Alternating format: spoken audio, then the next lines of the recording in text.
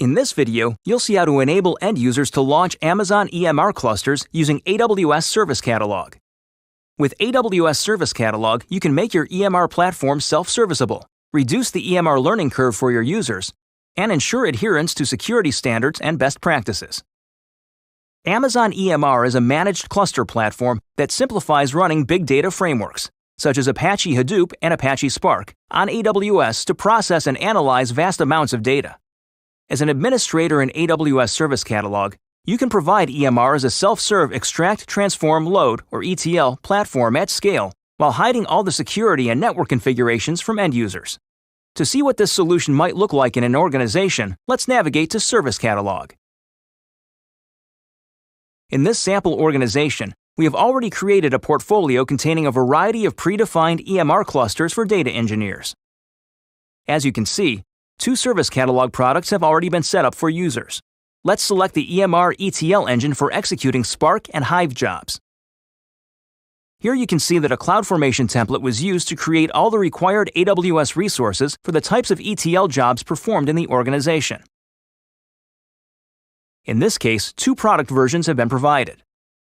Next, let's see how an end user can use these products to submit an ETL job for processing. As a data scientist, let's navigate to Service Catalog to provision an EMR cluster for an ETL job. First, we'll specify a name for the provisioned product, and then select which version we want to use. In this case, we'll use version 5.29.0.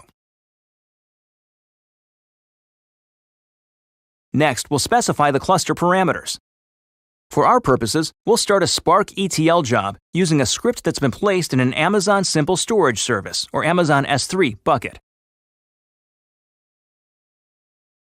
Optionally, users can be allowed to add tags to EMR clusters they create.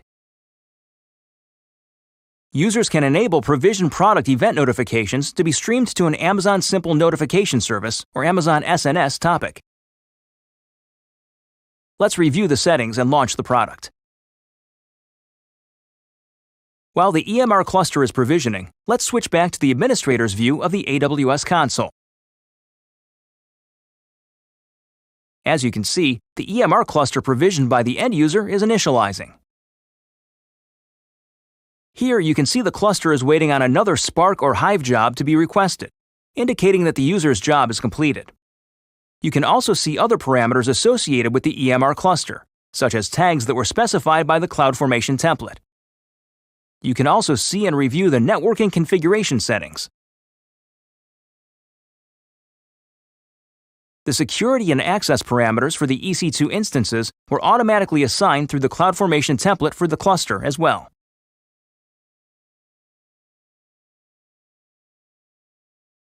Here you can see the hardware used by the EMR cluster. You can also view or modify cluster scaling policies. Setting these policies can reduce computational costs and help track the computational resources being utilized. Here you can see that the task node of the cluster has been assigned an auto-scaling policy. You can edit the policy from here. You can choose to make auto-scaling more or less sensitive, or you can increase or decrease the threshold to trigger auto-scaling. Let's leave these parameters as they are. On the Steps tab, you can see events corresponding to computational jobs performed by the cluster. This step corresponds to the Spark ETL job requested by the end user. You can expand this step to see the job parameters specified by the end user. Now that the cluster has provisioned and the job is completed, let's switch back to the end user's perspective. The end user navigates to the S3 Management Console to see the data output. This is the S3 bucket containing the logs for the EMR cluster, the ETL job scripts, and the output for the Spark job. Let's open the Spark folder to see the output. We'll select the first data output to ensure the script worked. Right from here, we can extract the records in Parquet and generate a preview before writing back to Amazon S3. This preview incurs a usage charge. The reviews have been successfully generated from the ETL job. Now let's return to Service Catalog to submit another job to the same cluster. From the Update page, users can change any of the parameters they initially set for the provisioned product before submitting the new job. Let's use the same EMR version we previously selected.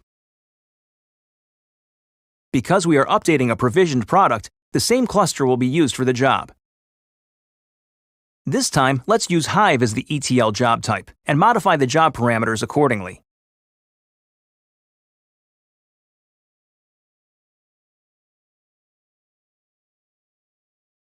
While the cluster updates, let's return to the AWS console as the administrator.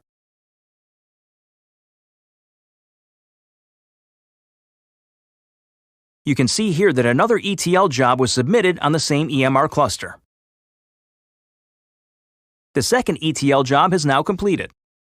Let's return to the end user's perspective and view the data output associated with the Hive job. The Hive script we ran reads Amazon reviews data from Amazon S3 and discovers the top toys based on customer ratings. Let's go see the results. This time, we'll preview the data in CSV format. Here you can see the top toys by Amazon review score as tab-separated values. You've just seen how to enable end users to launch Amazon EMR clusters using AWS Service Catalog. Thanks for watching. Now it's your turn to try.